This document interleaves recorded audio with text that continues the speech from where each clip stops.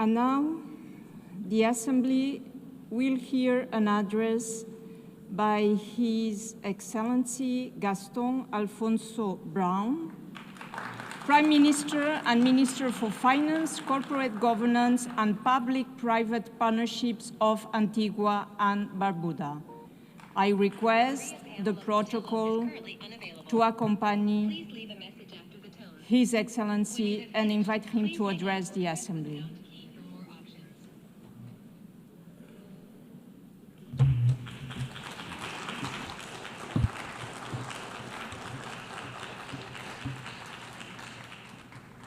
Madam President, Secretary General, Excellencies, Antigua and Barbuda speaks as a small microstate on the front line of the climate crisis, exposed to grave shocks and with restricted access to affordable financing.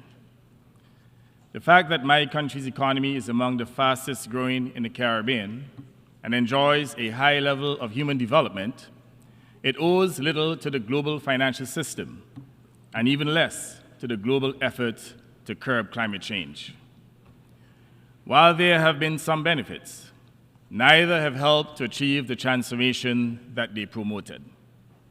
Yet, my people know that a brutal hurricane could destroy the progress that they have achieved in just a few agonizing hours.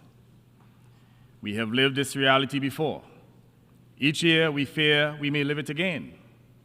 Therefore, while my small country readily agrees that the nations of this world would be better together, as this year's theme proclaims, we must also remind this Assembly that 80 years after the Charter, better together remains an aspiration, devoutly to be wished and yet to be achieved. Madam President, our world is at an inflection point. A retreat from multilateralism, from the tenets of international law, and from respect for human rights and freedoms warns us that we have reached a pivotal point.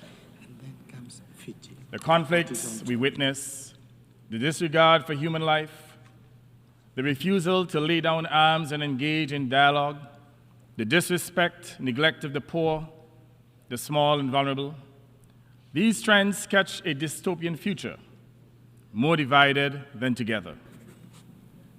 This, then, is precisely the moment to resummon all nations to the purposes and principles of the Charter set down 80 years ago.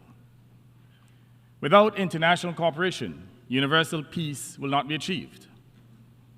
What humanity needs at this time is not only peace, but compassion, solidarity, justice, and love reigning in our hearts.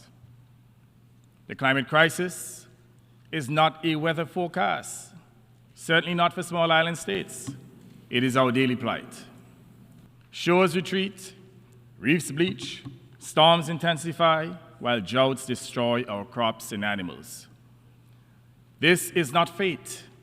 Science has proven that it is the product of sustained high emissions which imperil small states and also damage the environment, economies, and health of the very nations that produce them. And that's the irony. Climate change science is not fraudulent, and we ignore it to our own peril. Madam President, we support a just, orderly energy transition, a transition that caps, then fairly phases down and ultimately phases out the fossil fuels that drive this destruction without sacrificing energy security or development. We favor a fair carbon levy on the heaviest emitters, public and private, with proceeds directed to adaptation, loss and damage, and resilience. The Loss and Damage Fund must operate as promised. Predictable, front-loaded financing that arrives when disaster strikes, disbursed timely on objective triggers so that help comes at the speed of need. But finance must be fair before a storm hits.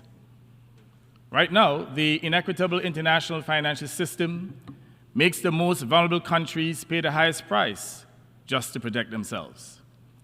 These climate disasters force us to borrow expensively to rebuild. Consequently, debt swells and resilience stalls. We call yet again for full adoption of the multidimensional vulnerability index across international financial institutions so that exposure to shocks opens access to concessional terms. Lending should match climate horizons, long repayment periods, low fixed rates, sensible grace periods, and climate-resilient debt clauses that automatically pause payments after verified shocks. Local currency lending windows would end the foreign exchange penalty that deepens debt without adding value. That at least would be a step along the road to justice. Madam President, for islands like mine, the ocean is not scenery. It is the source of food and jobs and the opportunity for new chances of growth and development. But it must be protected. We urge decisive action against illegal, unreported, and unregulated fishing, plastics that choke reefs, and pollution that steals mangroves. As custodians of vast exclusive economic zones, small islands offer partnership and stewardship. Let us back robust global plastics and fossil fuel non-proliferation treaties. Expand blue carbon finance for mangroves and seagrass, and make maritime domain awareness and the provision of satellite and data sharing services standard support for SIDS. Until independent science proves no serious harm, we support a moratorium on seabed mining. No one should mortgage the ocean to pay, or the ocean floor to pay for short-term bills. Madam President, law must be our guardrail. Consequently, Antigua and Barbuda and Vanuatu have sought and successfully obtained from ITLAS and ICJ legal clarity on climate obligations. Legal advisory opinions now define duties of states to prevent harm and protect the most vulnerable. If major emitters will not cut greenhouse gas emissions in line with science, victim states must retain the right to pursue legal remedies consistent with international law for climate harm. And I want to make the point here that this is not hostility. It is the logic of the law. It is justice. Antigua and Barbuda supports UN reforms to include the participation of small island states having a regular, structured voice in Security Council deliberations and climate-related security risk. Excellencies, last year the world came to Antigua for the 4th International Conference on Small Island Developing States and adopted the Antigua and Barbuda Agenda for SIDS, the ABAS, a 10-year contract for resilient prosperity. We launched the SIDS Center of Excellence on Antigua with a global SIDS data hub to turn promises into projects, better data, more investments, and the achievement of debt sustainability. Those who invoke partnership should help fund and implement it. If better together means anything, it means delivering where need is greatest and fiscal space narrowest. Small states are not asking for charity. Let me make that abundantly clear. We ask for equity, for finance that fits risk, for peace grounded in law, for rights that protect the vulnerable. We are seeking the chance to protect our lives and preserve our livelihoods. In a similar vein, Madam President, we assert that justice cannot be complete without addressing historic injustices. In the Caribbean, the stain of colonialism, slavery, and native genocide is still branded in the legacies we were left. The transatlantic slave trade was and still is the most heinous crime committed against humanity. We seek reparatory justice from those who committed those atrocities, who kept our forebears in physical chains and mental slavery for hundreds of years. Colonialism and slavery have imposed the rigid trade routes with which we now live, the underdevelopment from which we are seeking to rise up, the constraints that make us suppliers and not producers. Reparatory justice is not charity. It is principled restitution for wealth extracted, for unpaid labor, barbaric killings, and physical abuse endured by our forebears. We invite partners to engage this agenda in good faith as part of building a fairer global economy for all. Madam President, in the Middle East, we insist that Israeli hostages be released by Hamas.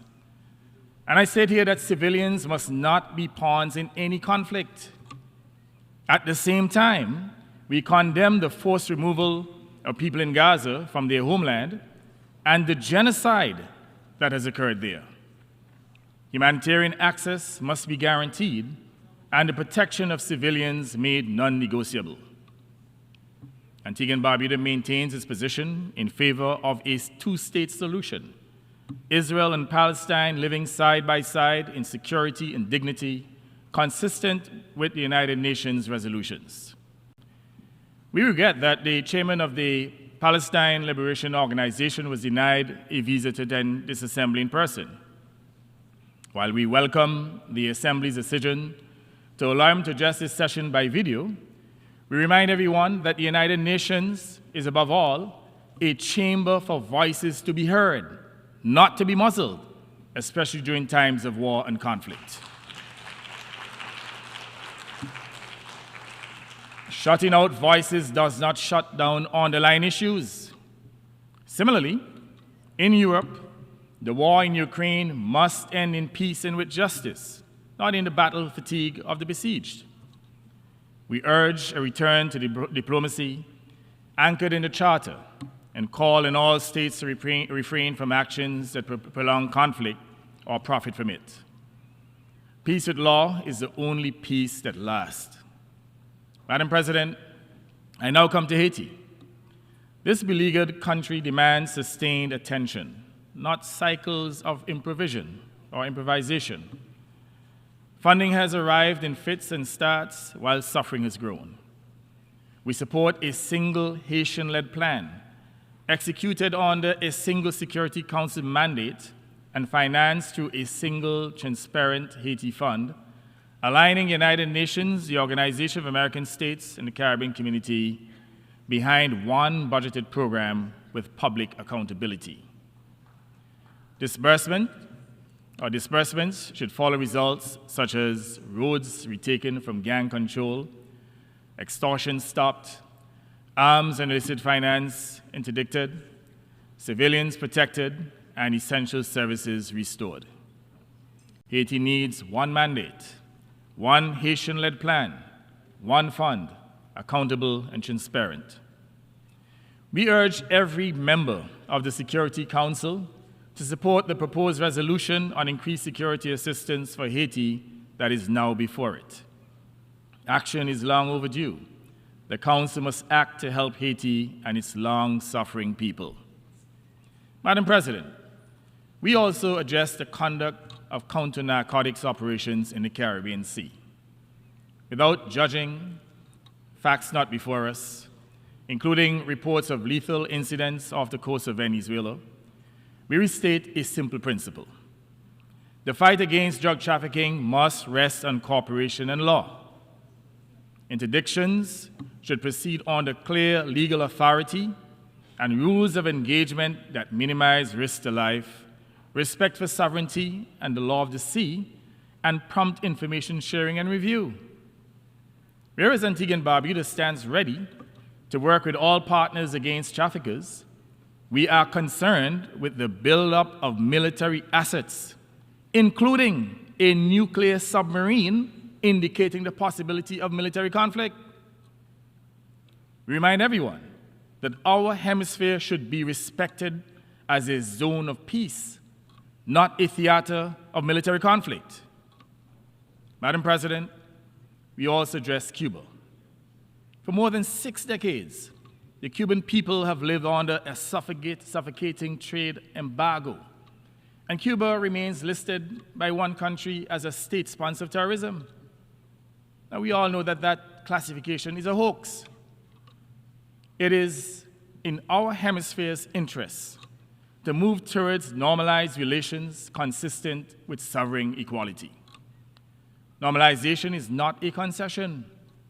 It is a pathway to dialogue and to fashioning a way forward that ensures regional stability through negotiated, binding agreements. Now, Madam President, I come to the issue of public health that affects every family everywhere in the world. More than 1 billion people are now living with mental health conditions. Yet, median government spending remains at about 2% of health budgets. Treatment gaps are widest in low and middle-income countries, fueling a growing mental health epidemic among them. Suicide claims nearly 1 million lives each year. It is among the leading causes of death for young people. Last June, when Antigua and Barbuda hosted the OAS General Assembly, we secured a hemispheric resolution on improving mental health in the Americas with practical steps on national plans, community-based services, priority in coverage, workforce development, and digital access. Mental health is not a curse. It is a solvable challenge. Now let me remind us all, mental health is a human right. Sanity is the people's right. When we invest in mental health, people recover and re-enter community and work. As a consequence, countries rise. Antigua and Barbuda is committed to working on a United Nations resolution treating mental health as essential to development. The other issue that I'd like to address is non-communicable diseases such as hypertension, diabetes, and various forms of cancer. They account for 75% of all deaths in the Caribbean. They are the most significant cause of death globally, creating a silent global health crisis. We need to urgently address this crisis with the same urgency of infectious diseases. Madam President, what we have set out here is the minimum needed to honor the Charter at 80. The storms are stronger, the deaths are heavier, inequity is wider, yet the remedies have not changed, and they certainly need to change. Let us pursue a new sustaining dispensation of rules over power and might, fairness over advantage, and people over profit in the interests of humanity. Madam President, Excellencies, if this world is truly better together, let us be accountable together and be accountable to all.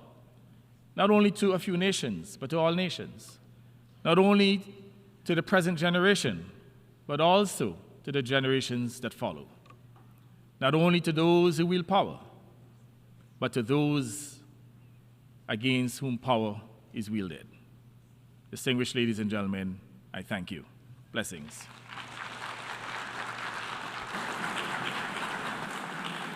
On behalf of the Assembly, I wish to thank the Prime Minister, Minister of Finance, Corporate Governance, and Public-Private Partnerships of Antigua and Barbuda.